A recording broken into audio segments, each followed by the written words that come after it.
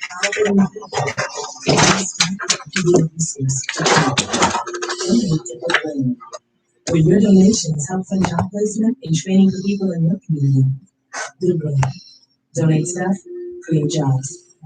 Find your nearest donation center at goodwill.org. So I love that stupid part and show. We were here. You got the line written all over the Hey, Nick. Yep. Let me tell you Happy New Year. Who's that? Jeff. Happy New Year.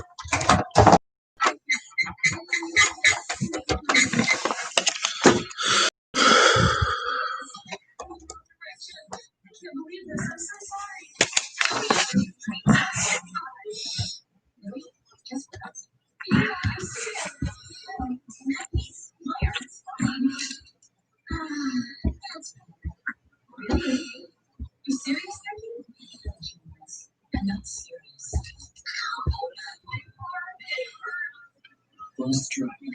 Maybe we should stop acting like it's no big deal. Close driving, please stop driving. All express announcements are brought to you by the Anytime you're ready, I'm ready. Okay, we're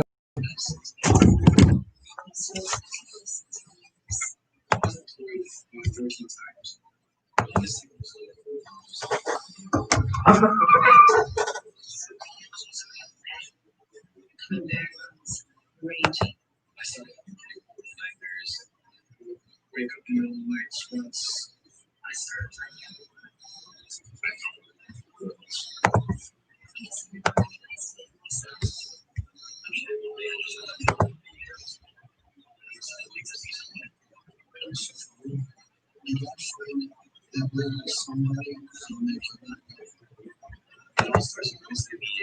There's a whole community of veterans that just want to help you out. You guys are really good at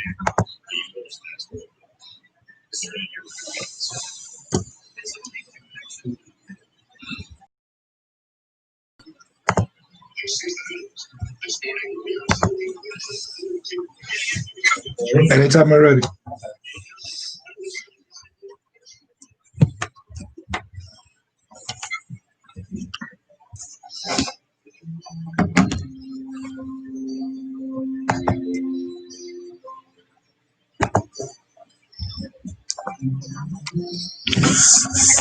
Hello, good evening, and welcome to the Real Estate Plate, and Happy New Year, everyone.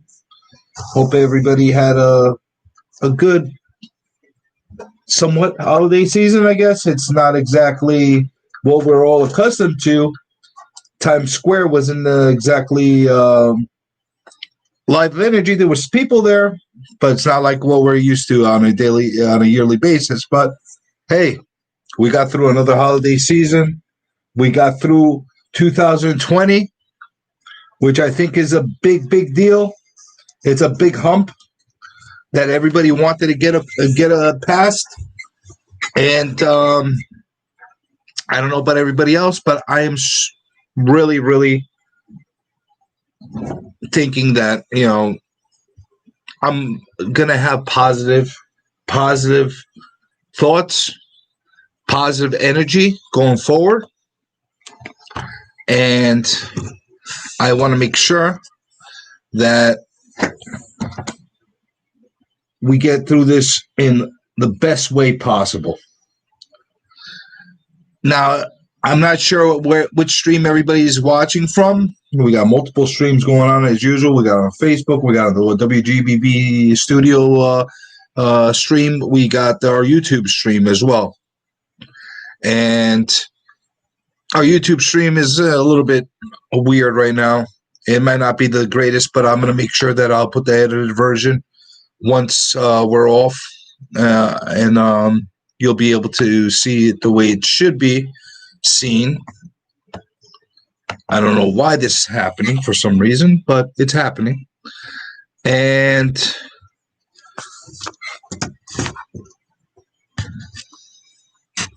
it's very odd. Anyway, that being said, hope everybody got through this last big bomb that was dropped on us. at the end of the month. As far as the eviction moratorium being extended, I'm sure that put a smile on your face, Trevor. Sure do. Yeah, right. Uh-huh. We're going to May. Why not? Why not? Let's do it until the end of the year. You know, the stimulus package that they put in place. Honestly, I don't think it makes any difference whatsoever for landlords at this point. It's going to help with the people that really are affected, and it's going to give them an opportunity to be able to catch up on the rent if this works out in the proper way. But the problem is the majority of the people that are not paying are not the people that have rent issues. They're not having COVID issues. They're the ones that are actually, not doing the right thing. They're doing improper things. I'm all discombobulated. What a way to start off the year today. For some reason, I can't hear a thing. Switch the mic around. Let's see what happens. That one's not working? I don't know, but you're not hearing yourself, so try the other one, right? I'm not hearing myself. I don't know. Try the other one. And see. Let's see. Can this be heard? I don't know. It's not being heard. Go ahead. Let me do another slot. Bear with us, everyone, as we're doing technical stuff. Do you know if it's feeding through to the station? Huh? Is it feeding through the station? Do you know? I'm not hearing anything. That's what I was saying. Go ahead. That's not a good thing. It's not working. I know that one over there. What? The orange? The first one over there? Let's try the purple one. That was definitely. Sorry about that, Nick. No problem. Why would anything go normal? Can you hear me now? Yes. All right. So at least we got something going on right now. All right. So all the people listening to me on 1240 AM and 95.9 FM, you could actually hear me now. I could actually hear me now too. All right. Happy New Year, everyone. It's a WGBB Happy New Year.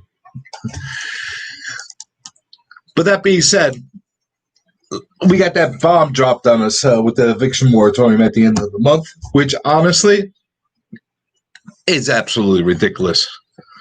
Come on. Enough's enough. When's this going to end? Let's just keep piling on more and more. Let's keep just crushing landlords left and right. Why not? That's been the mantra of 2021. The 20. Let's continue that into 2021. I'll get into that a little bit in this show.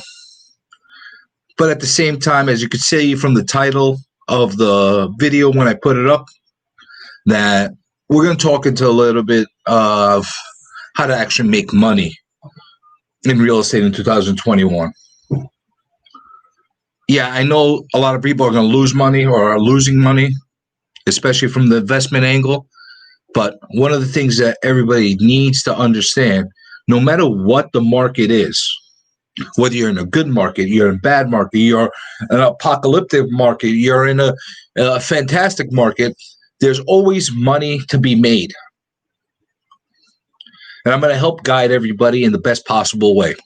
But before I jump into possible opportunities for 2021, I want to highlight and I want to actually warn everybody of some of the scams and some of the things that are things that everybody needs to keep note of. There's a lot of stuff going on right now. The vultures are out in full blast. You know, they're hovering around the corpses right now, trying to see who's losing money right now, who is possibly having a hard time. And they're opportunists. They want to take advantage of this situation. And you're always going to have the opportunists, whatever the market is, whether it's a good market, bad market. But we want to make sure that everybody's best prepared and has the best ability to be able to protect themselves from these vultures.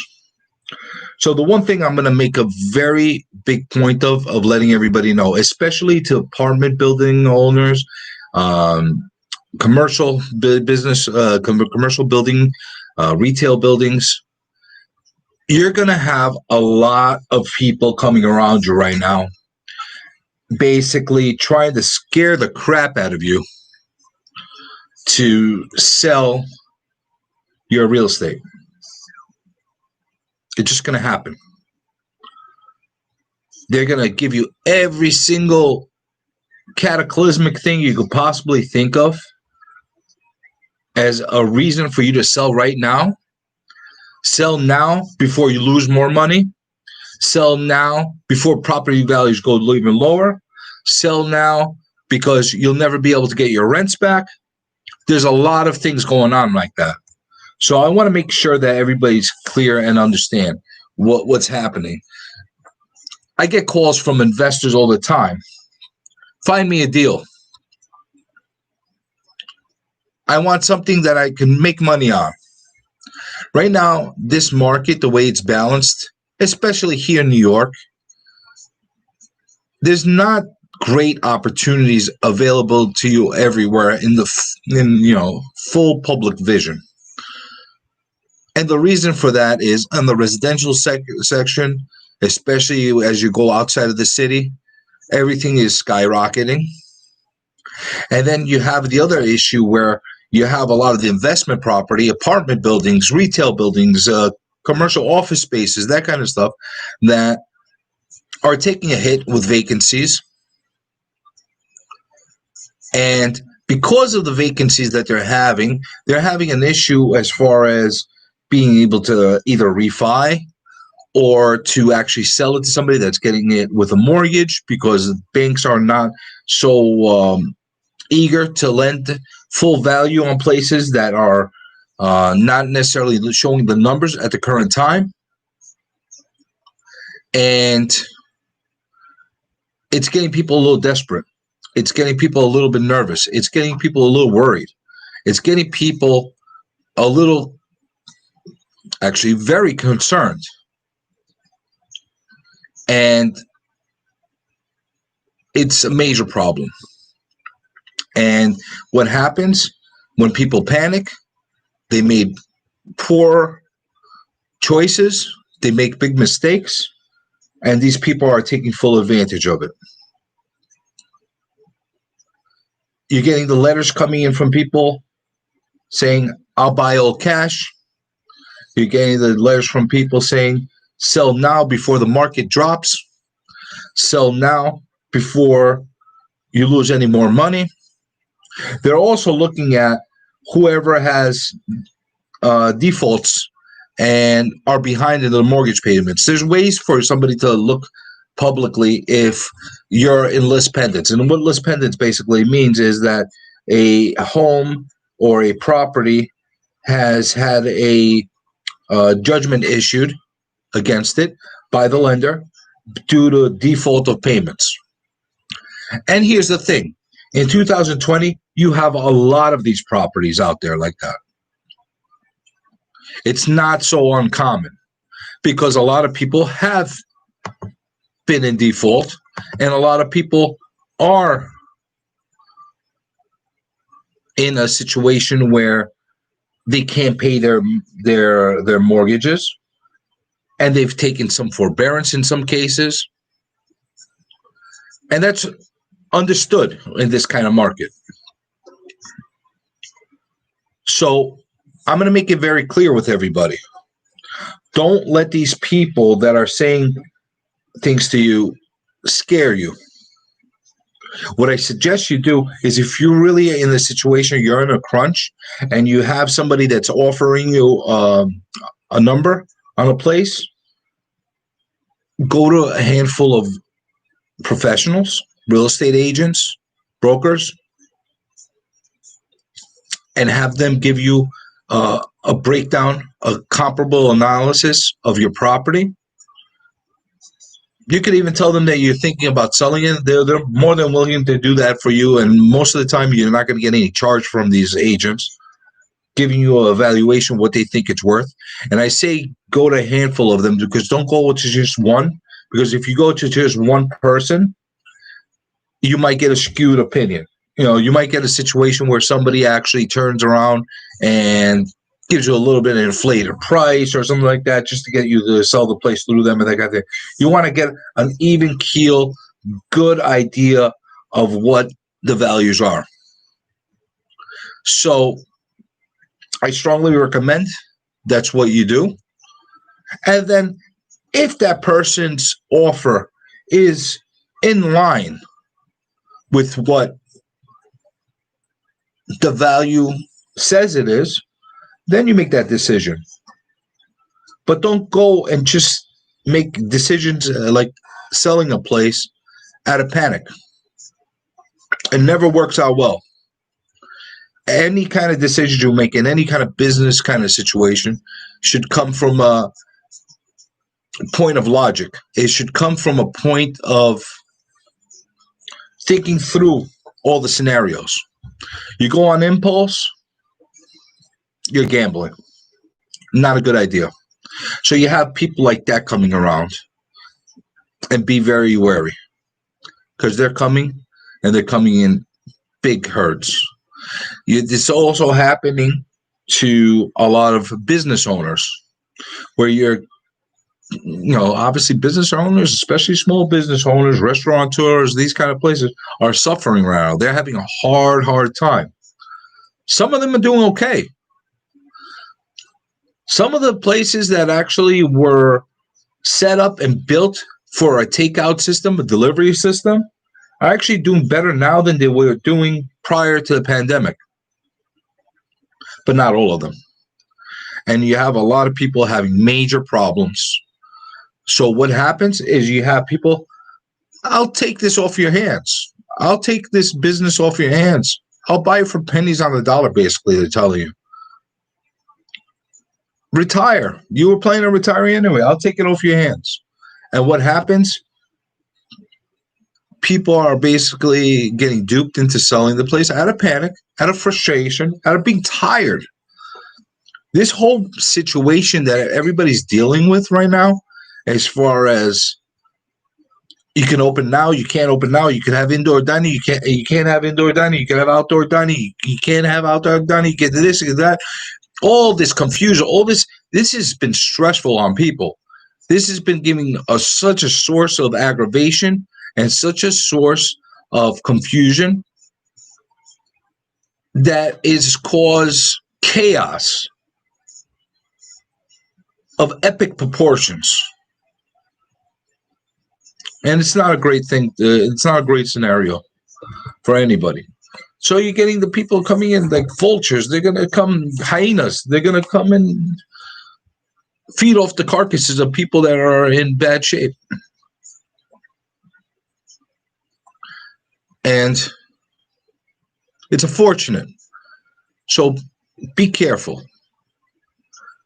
Don't do things out of frustration. A lot of people are going to get scammed. A lot of people are going to, well, you know what? I can't even call it a scam. Because what they're doing is fear mongering, and they're using panic tactics to basically get people to make bad decisions. Because ultimately, you're the person that has to make the choice, whether you sell or you don't sell. And hopefully, you're all competent, you're logical people. You don't have some kind of mental type of defect, and you're able to make those logical decisions, and you don't do them out of panic. And I promise you that the panic is coming, and it's just continuing. Don't let people bully you into doing things like that. The other thing is, you need to sit down and talk to your landlords. You got a business that you're running. You have office space that you're running. you're having major problems because of no income coming in, you need to sit down with your landlords and talk to them and work out some kind of deal with them of how to stay in operation, or somehow modify your lease in order to be able to stay solvent. It's going to benefit them, and it's definitely going to benefit you. And the worst thing you could possibly do is keep silent about things. Because if you don't talk and you just ignore the problem, it's not going to fix itself. I promise you. It will not fix itself. Sorry. Just the way it is. A lot of people don't like head-to-head confrontation. A lot of people don't like to talk about things directly like that. But you need to. I've been renegotiating leases for people since March, April. And it's never a great situation. Both sides get hurt at the end of the day. But we find meeting of minds and ways to keep both landlords and the tenants going. That's mostly in the commercial sector. I'm not getting that so much in the residential sector. In the residential sector, it's a whole different story altogether. All the insanity that we've been dealing with the cancel rent and people saying that, the government's going to bail them out and this and that, and they're taking advantage of scenarios of not actually doing what their obligations are and paying, even though they're working still. There's going to be a reckoning on when that comes, and at the end, I promise you, it's the landlords are going to get hurt more than anybody else. But you're going to have a lot of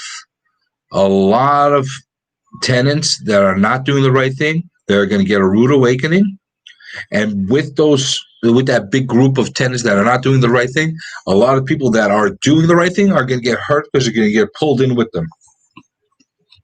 Just how it works. But don't get me wrong. It's the landlords that are going to get hurt more than anybody else going down the line. It's just how it is. Unfortunately. But that being said, we talked about enough doom and gloom. And I don't want this year to be all about doom and gloom. I want to talk about trying to figure out to make ourselves better going forward. Just in case anybody wanted to hear my full predictions for 2021 on real estate, I kind of broken down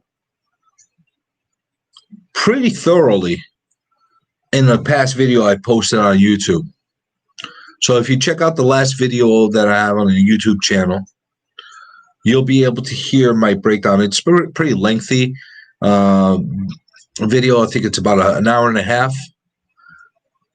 But I get into all the different sectors. I don't focus only on residential or commercial. I break it down to retail, office, industrial, residential, rental, everything. That way it gives everybody a good understanding of what we're looking at.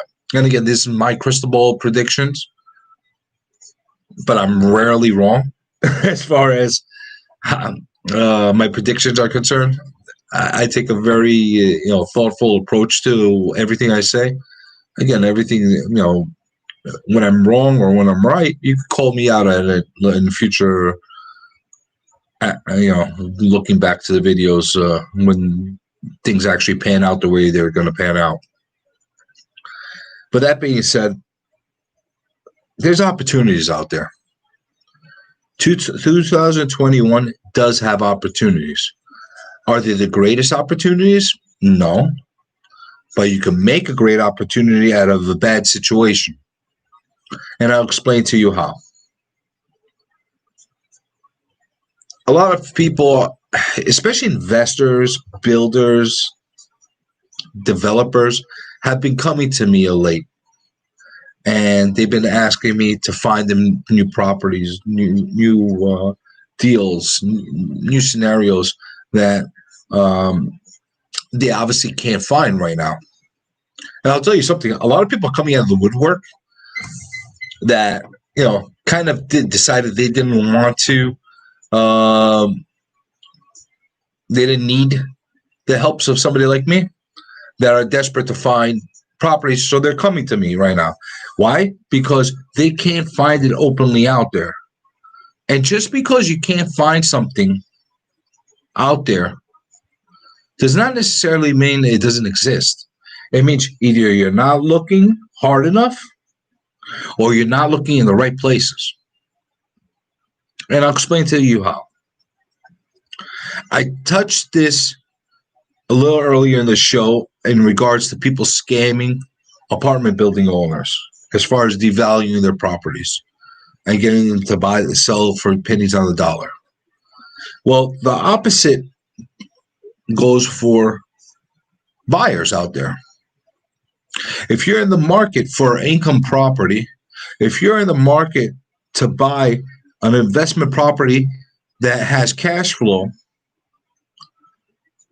now's the time that you're going to buy them.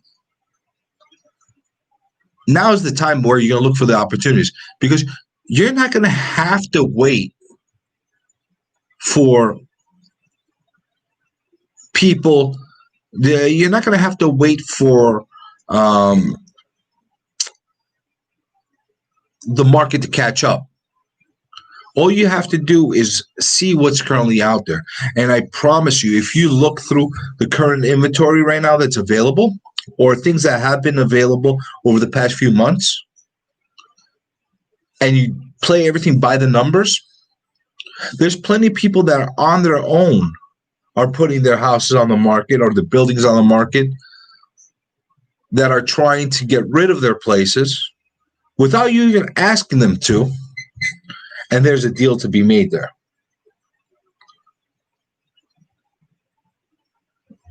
It's a bad situation. A lot of times you have a lot of these people that are selling out of pure frustration, or they're financially being collapsed. And it's not in my personal opinion, I don't take any pleasure out of taking advantage of somebody. It's not taking advantage of somebody, harping on somebody else's misery and taking a property from them, buying a property from them for pennies on the dollars because they're in a financial, crunch.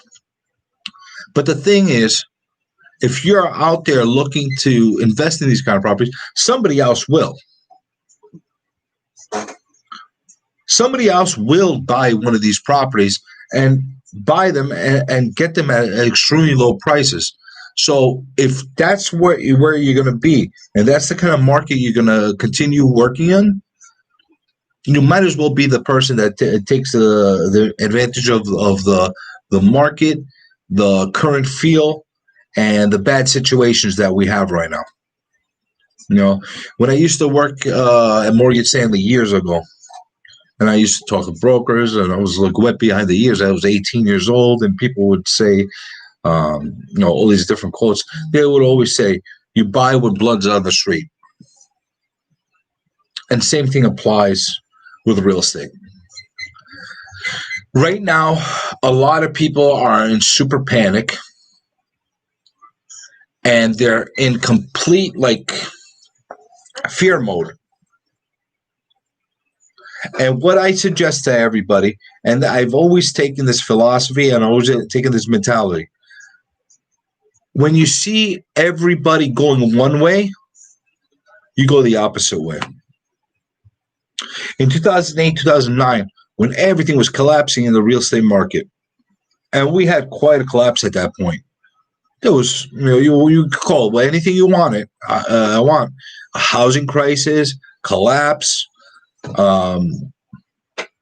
pure misery, whatever you want to call it.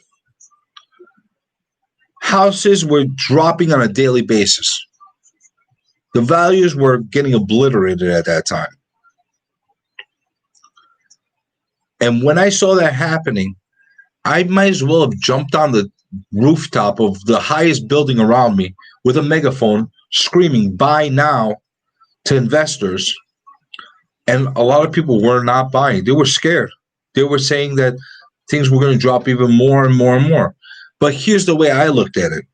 If the numbers work at these low prices and the revenue that you would be able to generate from these low prices worked with the price that you're buying, even if they did drop a little bit more from the point where you bought, you still are ahead of the game. And a lot of people did not want to do that. But I tell you what, the people that did do that, a lot of the people that continue to buy and bought, wisely, did very well. So well that up until, before we got hit in this pandemic, they would call me all the time and ask me, what other deals do you have for me? Can you find me another deal like that? Well, that window was only for that time period. I want to say it would last for about 2 to 3 years, probably from 2000. I want to say 2009, but the real opportunities really came from 2010 to 2012. Those were the real opportunities. Just like the major opportunities right after Sandy hit on any water area. When we got hit by Sandy, within months, the values of a lot of these properties that are aligned on the water on the coasts plummeted. So much that you had, programs like New York Rising that came out of nowhere from the state, buying up all these damaged properties to auction them off, and they were paying off the buyer, the homeowners, to sell their place to the state in order to make sure they'd start rebuilding the whole areas in the proper fashion. So people were buying things in the auctions. You buy houses in the auction, $10,000, $20,000, no exaggeration. We're talking about major, prices that that really we never saw before. At least within a relative. We're not going back 100 years, but we never saw any time before that, close to that time period, and we haven't seen after that. So the same things were happening during the financial crisis, the mortgage meltdown. All these houses that were being bought back then made people fortunes. It might not have made everybody fortunes, but the people that knew what they were doing and they went at it the right way, they built themselves at that point. And there were so many people that were first starting out at that point that had the nerve and had the guts to go and do it, and they did very well. Is it going to be the same exact scenario? No, because I don't feel that we're going to have the same drop in real estate that we did in 2009, 2010. I think it'll be more controlled by the government. I think there's going to be a lot of artificial factors that are going to hold it back from plummeting to that point, but it doesn't mean that there's not going to be opportunities out there. And I will tell you something, even though there's an eviction moratorium in place, even though there's a foreclosure moratorium in place, there's going to be opportunities of purchasing distressed properties in short sale status, because that's going to be the way for a lot of these lenders to be able to override the process of not being able to foreclose. In order to be able to sell the property and get it off their books, they're going to be more open to work out other short sale type of situations. And for anybody that doesn't know what a short sale is, it's basically when a bank or a lender decides to sell a property at a loss in comparison to what they have received, what is owed to them from the borrower. or how many fees how many expenses they incurred, plus their loan. So in other words, if a house is worth $500,000 and the borrower is into it for 525, and I'm just making even numbers just to make it real simple and easy for everybody to understand. The bank is going to take a loss of $25,000 if they ended up selling the place for $500. I'm not even putting into equation what other costs, other type of things that are in place, but I'm just saying in a perfect, easy to explain scenario. That's basically what you're looking at. It's not ideal, but the banks are going to be doing it more and more because they're having big issues, especially in states like here in New York. In other states, they're not having the same kind of issues with foreclosures. They're not having the same issues with evictions because here in New York, we have the luxury of having a governor with all the wisdom in the world to basically put a blanket moratorium over everything. So even if somebody was not doing the right thing prior to this pandemic, whether they're a renter, a tenant, that they were already in the courts, they were not paying, they were doing whatever they wanted to do, as far as putting the landlord through a ringer, they get covered by the moratorium.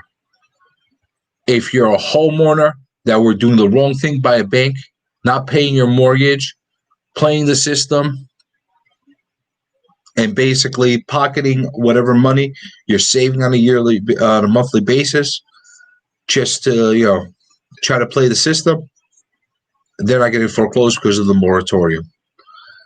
Because it's a blanket moratorium and it covers everybody. Now they're actually adding the commercial properties as well to be covered in the same fashion. It was a little bit different before, but now it's basically a blanket covering everybody in the same way. And it's awful. It's terrible, to be quite honest with you.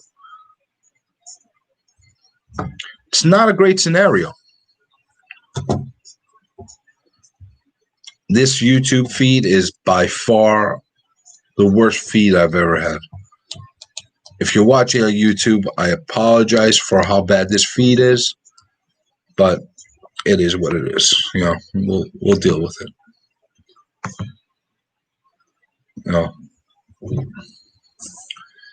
Like I said, I'll put up a new feed that I recorded that's in much better quality, and hopefully everybody is able to see it in a better way.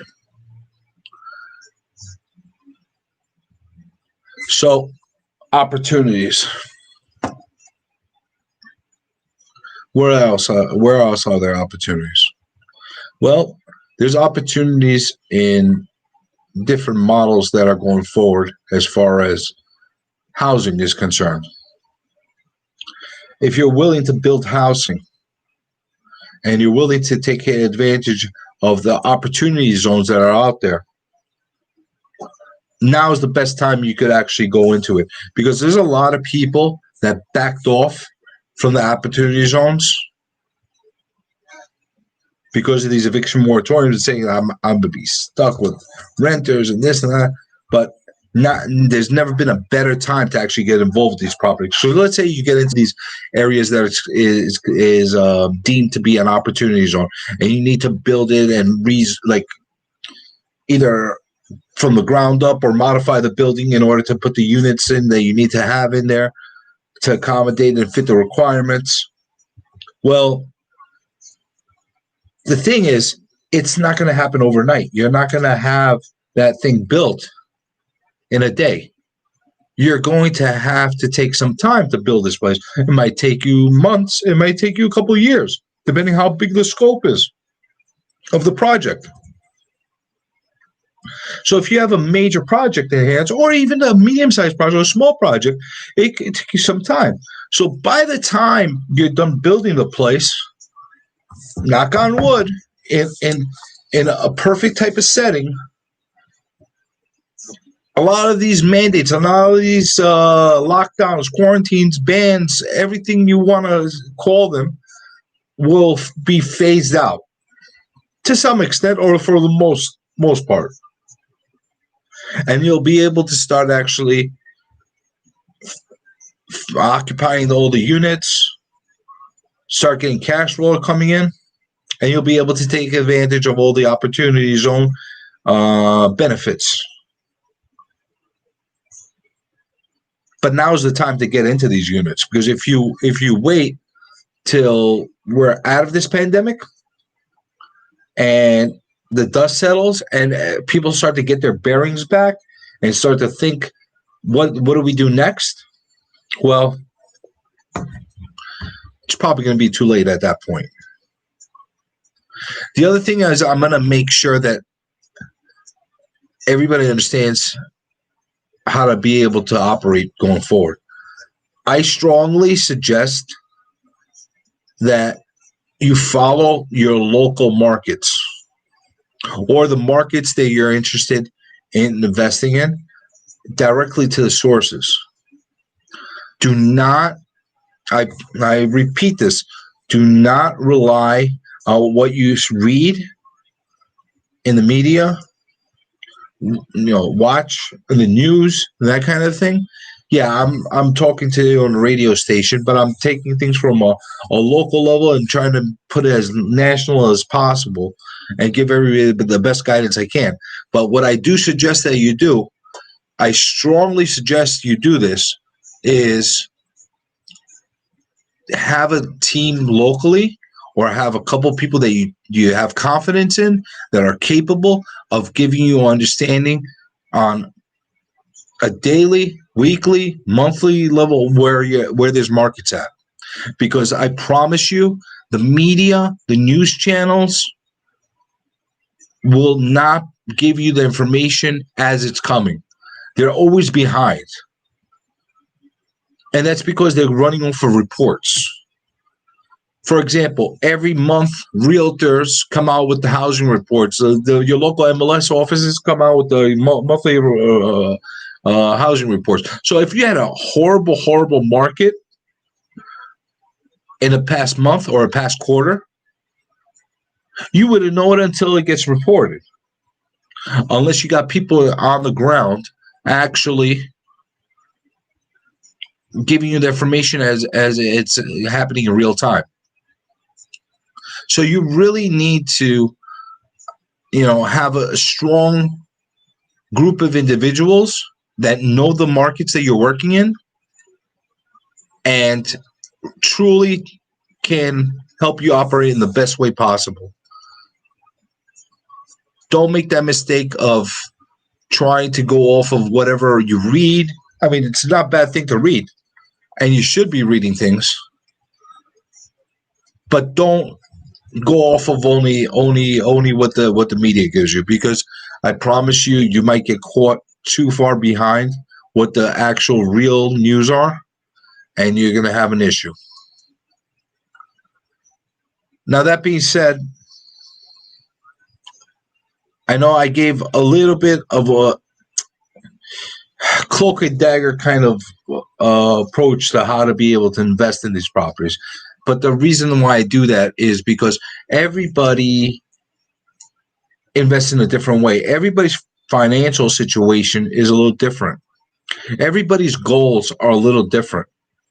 In order to be able to sit down and cater with somebody, and cater to somebody's needs, I would have to know what their exact setup is to be able to guide them in the best possible way.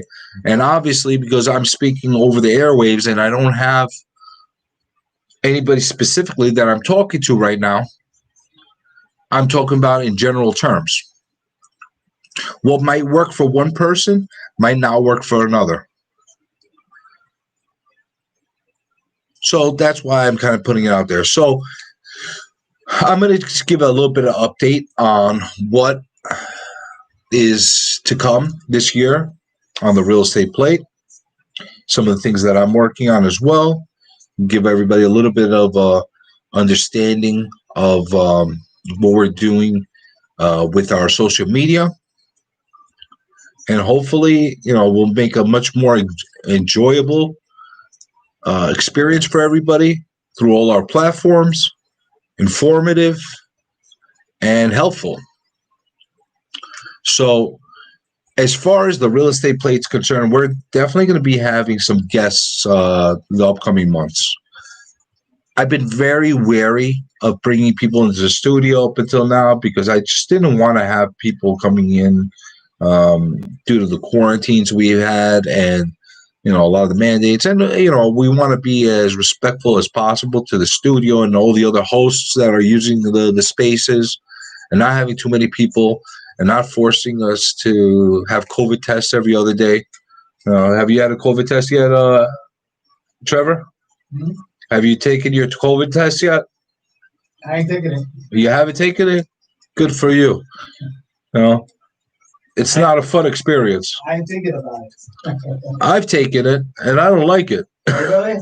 Yeah, they stick a thing in your nose. It's the most uncomfortable situation you possibly have.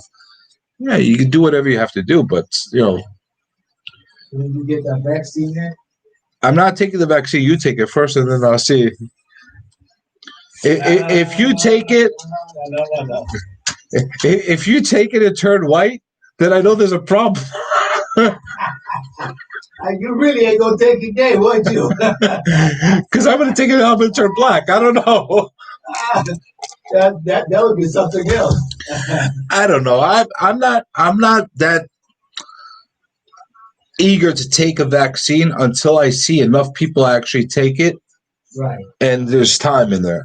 I don't like being experimented on. I don't want my family.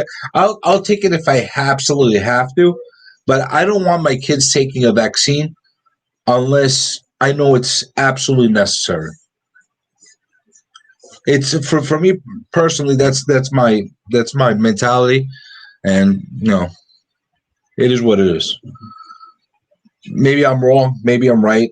I'm gonna probably have people angry with me. Why don't you take the vaccine? Whatever the case is. That's my. Why would they get mad at you? That's your Well, people love to judge people over. The 2020 was the year of judging the world, Right, and not taking any accountability for yourself, and being higher than thou. Am I right or wrong? That's totally right. That's the kind of year it's been this year. I mean, come on already. This is, I don't know. It was we saw a lot of things. It's been a sociological experiment. So let's just leave it at that. This year has been a very eye-opening experience as far as understanding how people really behave and treat each other. So, if people want to criticize me for not taking the vaccine, that's your problem. I'm not taking it. You all take it first. If you turn purple, I'm not taking it. If you stay normal and don't croak, then I'll take it. That's my policy. And then I'll let my kids take it after I take it first. I'm not going to put that stuff into my kids and my wife. It's not going to happen. It's just the way it is.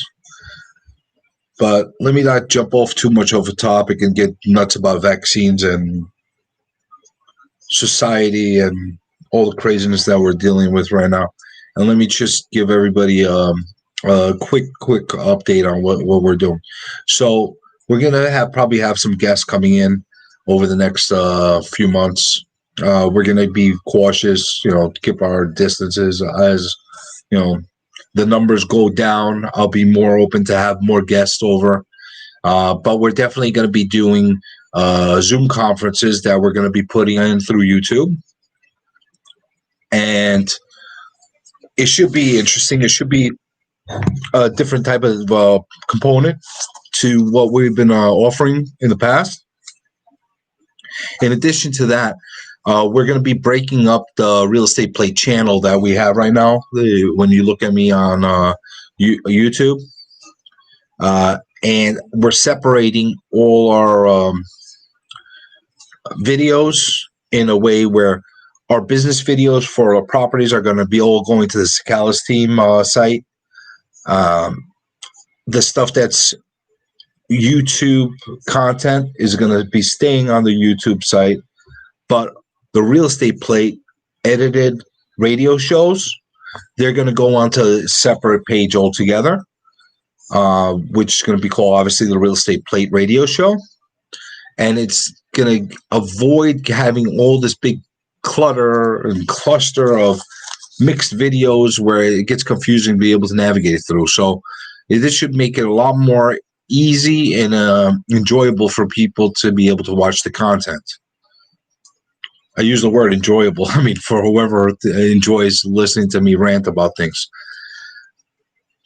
In addition to that, we're going to also be continuing to grow our Landlords Are Human channel, which has taken off pretty well. We started it last month. We're getting a very healthy group of people subscribing, people viewing, and I'm getting a great outpour of messages and emails regarding to support for landlords, which is a great thing. So I mentioned this on a video that I posted at the end of the year, which was our last stream of the year. But what we're going to be doing with that Landlords Are Human channels, this is a non-monetized channel. And what I'd like to do is, if we ever get to the point where we have enough subscribers and views to the channel and it gets monetized, I want to take revenue from that channel and start putting together funds to be able to help landlords in the best way we can. Now, don't expect a ton of money to come in, because it takes a lot of views and a lot of subscribers to be able to get to that point. But if and when we do, hopefully we get to the point where it brings in something substantial that will be able to help a lot of landlords having issues that are most in need to be able to get past a lot of the issues that not only we're dealing with today, but going forward, because this is not a new topic that people have been struggling with. There's always been a bias towards landlords, and there's always been a very punitive type of treatment and harsh laws that makes it very difficult to operate. And we're going to do what we can to keep everything going. So hopefully we do get to that point with this channel. It doesn't take much, but a share, a like, a comment to get it to be more recognized. And again, I don't like doing fundraising and stuff like that, but if it's going to be on a platform like a YouTube channel that's not going to cost anybody any money other than the fact of watching a commercial here and there, I think it's a great sacrifice to those few seconds of watching a commercial to be able to build up a fund to help landlords. So I'm hoping that we can get there this year. That's one of the goals I want to be able to achieve, and we'll see if we can be able to pull that off. And there's just a couple other things that I'm going to make sure that we apply as well. Now, as you can tell, like from the streams that you watch, if you ever have the time to want to be able just to click on the Facebook live feed, or you look at the YouTube feed, you see there's different quality differences. And it's very strange why we're getting these quality differences, because I'm using a higher definition camera on the YouTube feed. And for some reason, it's giving much poorer results. And I don't understand why that's happening. And if there's anybody that knows the answer to that, please help me, guide me. So I'm not completely in the dark about this situation. I'll figure it out eventually, but if somebody knows the answer, maybe they'll help me a little quicker.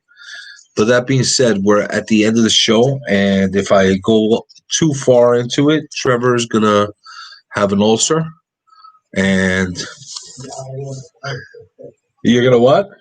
have it also. You won't have an ulcer? You'll give me an ulcer by yelling at me. So I want to wish everybody a happy new year.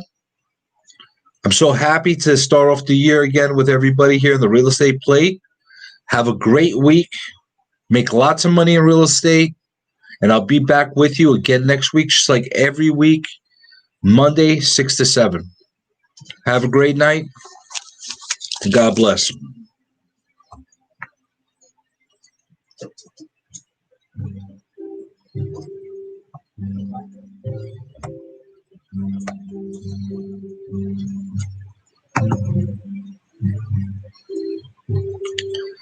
I don't know what was happening with the YouTube feed for some reason.